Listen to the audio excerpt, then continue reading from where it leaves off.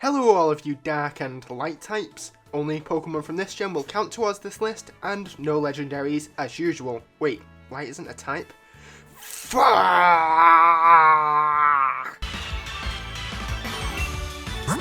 Similar to Tauros, but with an afro-like thing, I like this more.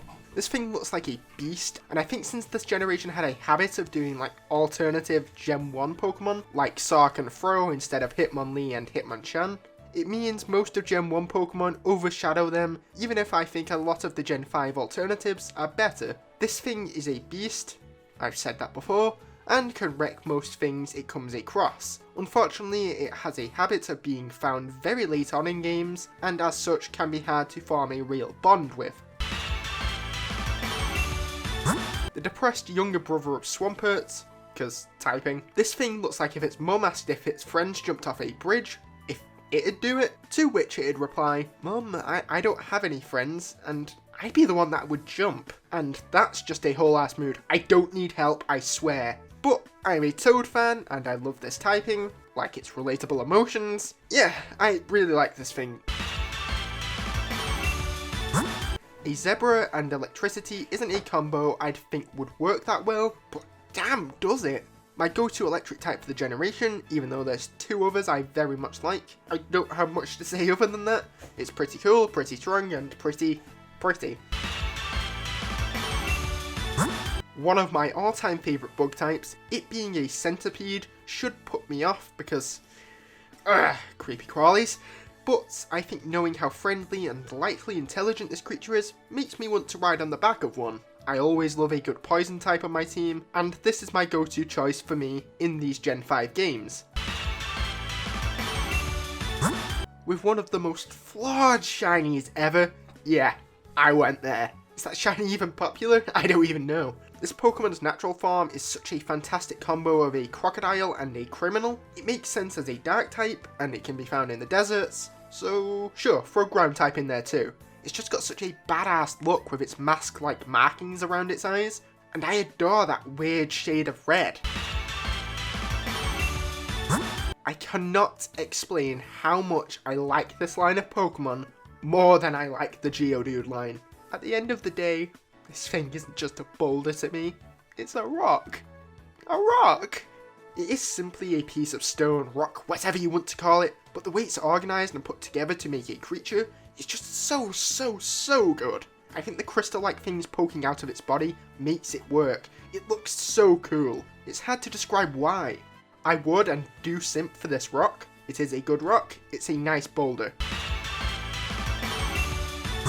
It is a freaking prehistoric turtle with a rocky back. I love tortoises and turtles and always wanted one as a kid. They're one of my favourite animals. I just love the idea of an animal having a shell it can use to hide itself with. This thing looks serious, and every time I have used it, it's done very well for me. I just avoid shoving it against grass, fighting and electric types, for obvious reasons. Probably one of the least popular starters as a whole, and while I do wish Pokemon would make less Pokemon that are firefighting, or look firefighting, for starter options, I tend to love them. While I would have loved a four-legged boar, we can always get that again, and we should, but not as a starter in my opinion. I think Small Pig into Terrifying Boar 2 stage is more than enough. Unfortunately, I think this is the best type for that animal, but they've made Infernape and Pansear, so it could and, in my opinion, should happen again. This Pokemon is a beast, and I really like its design.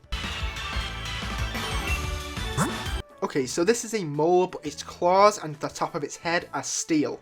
If you've watched the previous generations I've done, then you might have noticed that steel types aren't exactly that common on these lists for me. Well, in this case, I love how it combines it with this creature as like a highlighted point, but not the steel overtaking the creature. Also, it can't just be me that thinks this thing is cute. Look at that nose, I want to boop it, let me boop that snoot. It also helps that it's quite possibly the most helpful team member I have in most of the games I've used it. I don't even know what this thing is, but for some reason I like the Pokemon in Charge Stone Cave. I hate spiders. Yes, I am somewhat afraid. I'm basic. I don't so much hate them as have an irrational fear of them, but with my anxiety, what don't I have a fear of, am I right? Another Pokemon I don't fully understand, but damn, it's cool. I like this more in concept than I actually like using it. It really wasn't all that helpful in my playthrough when using it due to its level up move pool. I do mind a little it's holding stuff, but it also isn't clothing and looks like something it could have just found or made itself. Nope, not trying to pronounce this thing's name, I get it wrong every time since I'm a dum-dum, but I really like this Pokemon. I love using it in battle, but it looks a bit too goofy for me, and likely not in the way it's intended to be. This is such a strange Pokemon as typically the early root normal types are awful. Still kind of the case with Watchog, but we also got this beautiful creature.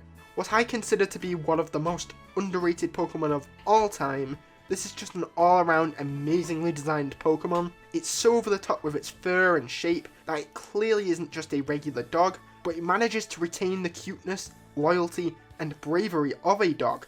This Pokemon looks like it would easily wrestle away any attackers from you, and then cuddle with you on the couch after the traumatic event, just to make you feel better. And hey, it doesn't hurt, it's actually a solid fighter too. Mine, along with my Excadrill, were the most reliable members of the team when I used both, likely because this thing takes neutral damage to most types. That's all for this video. Let me know who your favourite Pokemon from this generation are and why. The why is important to me because I do read the comments. And until next time, bye I guess.